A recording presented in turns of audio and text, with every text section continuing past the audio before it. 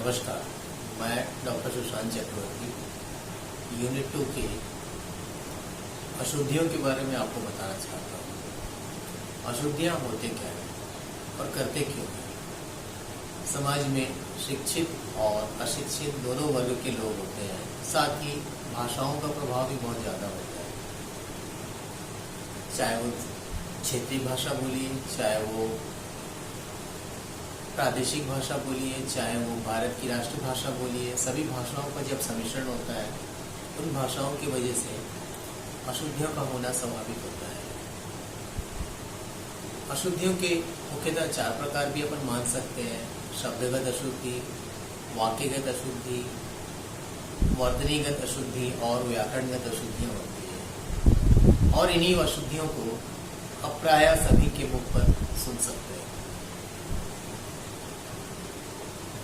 एक इंसान, उदाहरण के तौर पे मैं छत्तीसगढ़ को लेता हूँ। हम छत्तीसगढ़ में रहते हैं और छत्तीसगढ़ की बात करें तो छत्तीसगढ़ में हमारी क्षेत्रीय भाषा और यहाँ की भाषाओं के साथ में जब हिंदी भाषा को जोड़ा जाए तो आप देखेंगे कि किस प्रकार से लोग बातों को करते हैं। हम उसको अनसुनी या अनदेखा करके हम उसको एक्सेप्ट कर लेते हैं। जैसे किसी को कुछ चीज़ चाहिए तो उस चीज़ के बारे में कहते हैं कि मुझे एक ठोक चाहिए। एक ठोक होता क्या है? तुमने खाना खा लिया, हाउ। इस प्रकार के शब्दों को जब हम बोलते हैं, हाउ और ठोक, कौन सी हमारी भाषा में आती है? ये अशुद्धियाँ हैं। इस प्रकार के हम बातों को नहीं करते हैं। ठीक उसी प्रकार से हिंदी भाषा में अगर हम देखें, जनरली हम लोगों को बात करते सुनते हैं कि मुझे अभी लॉकडाउन है तो भूख बहुत ज़्यादा लगती है, और भूख लगने की वजह से लोग भूख शब्द का इस्तेमाल ना करके भूख बोलते हैं। अब लॉकडाउन खुलेगा तो लोगों को बाजार जाना होगा। लोग बाजार नहीं बोलते हैं, लोग कहते हैं बाजार जाना होगा। तो ये शब्दगत अशुद्धियाँ हैं। वाक्यगत अशुद्धियों को अगर आप देखेंगे तो वाक्यों में हम जैसे बात करते हैं उन बातों में बहुत सारी गलतियाँ होती है।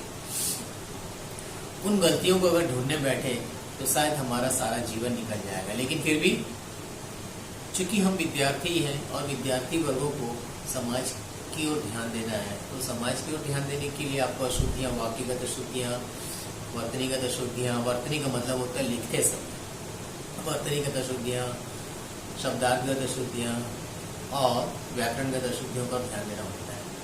व्याकरणगत अशुद्धियाँ में कैसे? जैसे एक प्रदेश के दूसरे प्रदेश में जब व्यक्ति आते हैं तो वहाँ पे बात करने का जो अंदाज होता है वो बहुत ही अलग होता है। अब मैं बंगाल के ले लूँ बातें। बंगाल में लड़की आ रहा है बोल देते हैं, और ये एक वाक्य है।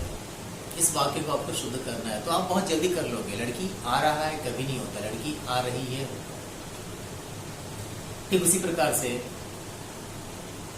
महाराष्ट्र में जाइए, क्योंकि हिंदी में महाराष्ट्र भाषा का मिश्रण अगर हो जाए तो थोड़ा सा गलतियाँ वहाँ पे दिखाई देती है। ठीक उसी प्रकार से हिंदी भाषाओं में भी देखेंगे वाक्यों में बहुत सारी गलतियाँ होती है।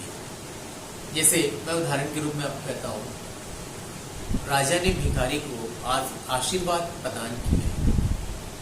अब यहाँ पे शुद्ध क्या होगा? ये अशुद्ध है। अशुद्ध क्या होगा? शुद्ध होगा राजा ने भिखारी को आशीर्वाद दिया है। लोगों को ये लगता है कि एक राजा भिखारी को आशीर्वाद कैसे दे? गलत है। राजा अगर भीख देगा तो भिखारी राजा को आशीर्वाद दे सकता है। तो वहां पे बातें क्या होगी?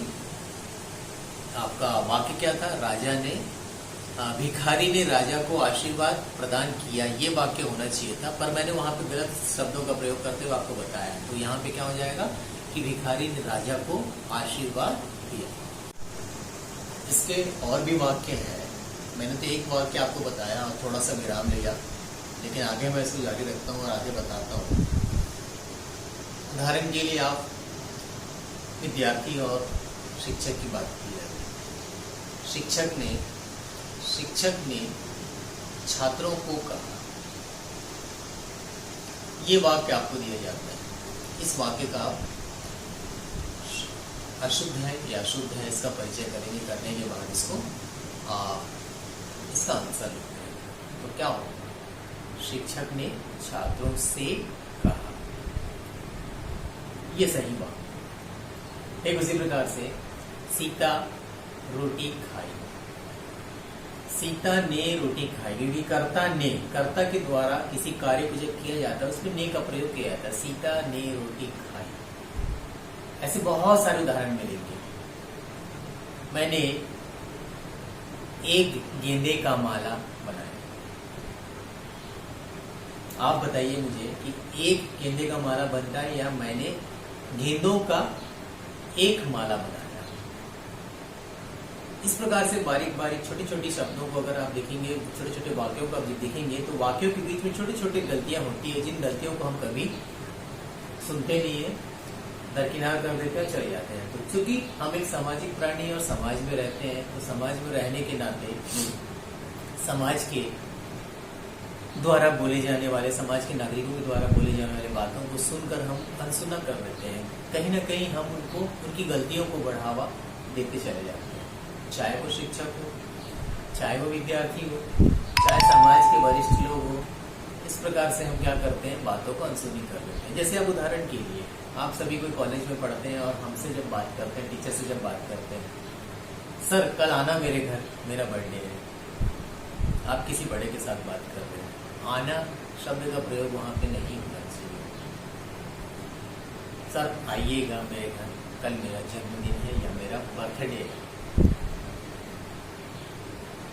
चल रहा है, इस प्रकार से चल रहा है और लोग चला रहे हैं, चलाते हुए ले जाते हैं। हम उम्र तो नहीं है हम आपकी, चाहे हम उम्र हो या ना हो। अजनबी व्यक्ति के साथ भी जब आप बात करते हैं, उनके साथ भी बात करते समय हम ध्यान नहीं देते। इसी प्रकार से अशुद्धियां दिन प्रतिदिन बढ़ती चली जाती है और इन्हीं अशुद्धियों के कारण से जब कभी आप किसी अच्छी जगह पर सर्विस करने जाते हैं तो वहां पर आपसे जब बात की जाती है और आप इसी आदत को बनाए रखते हैं तो गलतियां आप बरकरार रखते हैं और गलतियां आप करेंगे। इस प्रकार से अशुद्धियों से बचने के जो उपाय, मैंने इसके नोट्स भी आपको मैंने PDF भेजा था। उस PDF को देखिए, नोट्स को पढ़िए, नोट्स को समझिए और जब कभी समझ में ना आए तो मुझसे पूछिएगा। आज के लिए मैं इतना ही करता हूँ।